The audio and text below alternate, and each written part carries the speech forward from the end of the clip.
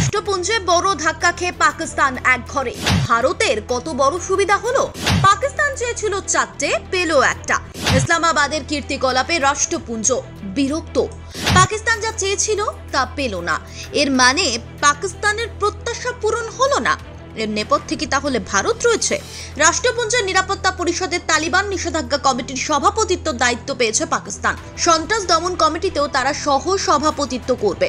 ভারতের জন্য এই খবর কতটা অসুবিধা হতে পারে? বিশ্লেষকেরা বলছেন, নিরাপত্তা পরিষদের 4টি কমিটিতে তারা সভাপতিত্বের দাবি জানিয়েছিল, মানে পাকিস্তান সভাপতিত্বের দাবি জানিয়েছিল। কেবল একটি ক্ষেত্রে পাকিস্তানের দাবি মান্যতা পেয়েছে। নিউ ইয়র্কের একটি সূত্র ইন্ডিয়ান এক্সপ্রেসের এই খবর জানিয়েছে। জানা গিয়েছে, নিরাপত্তা পরিষদের 1267টি নিষেধাজ্ঞা কমিটি, 1540 নন প্রলিফেরেশন নিষেধাজ্ঞা কমিটি, 1373 সন্ত্রাস দমন কমিটি এবং 1988 তালিবান নিষেধাজ্ঞা কমিটির সভাপতিত্ব করতে চেয়েছিল পাকিস্তান। কিন্তু কেবল তালিবান সংক্রান্ত কমিটির মাথায় থাকার সুযোগ পেয়েছে তারা। সন্ত্রাস দমন কমিটির সহ সভাপতিত্ব তাদের দেওয়া হয়েছে। বাকি কমিটিগুলোতে পাকিস্তানের সভাপতিত্বের দাবি খারিজ হয়ে গিয়েছে। কিন্তু কেবল তালিবান সংক্রান্ত কমিটির মাথায় থাকার সুযোগ পেয়েছে তারা। সন্ত্রাস দমন কমিটির সহ সভাপতিত্ব তাদের দেওয়া হয়েছে। বাকি কমিটিগুলোতে পাকিস্তানের সভাপতিত্বের দাবি খারিজ হয়ে গিয়েছে।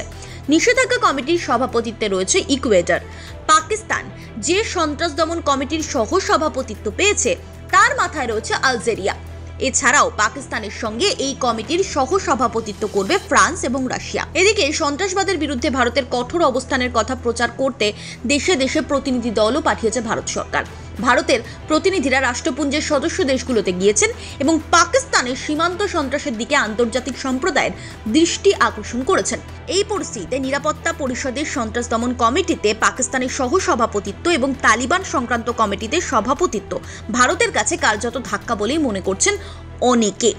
কিন্তু সূত্রের দাবি, পাকিস্তানের প্রত্যাশা রাষ্ট্রপুঞ্জে কিন্তু আদেও পূরণ হয়নি। পাক প্রচেষ্টাকে দিকে ব্যর্থ করার ক্ষেত্রে ভারত তাদের বন্ধু দেশগুলোর সঙ্গে আলোচনা চালিয়ে যেতে পারবে।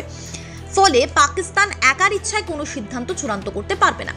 15 সদস্যের নিরাপত্তা পরিষদের 5 স্থায়ী সদস্য রাষ্ট্র আমেরিকা, চীন, রাশিয়া, ব্রিটেন, ফ্রান্স এছাড়া 2 বছরের মেয়াদে 10টি রাষ্ট্রকে অস্থায়ী সদস্য হিসেবে নিরাপত্তা পরিষদে জায়গা দেওয়া হয়।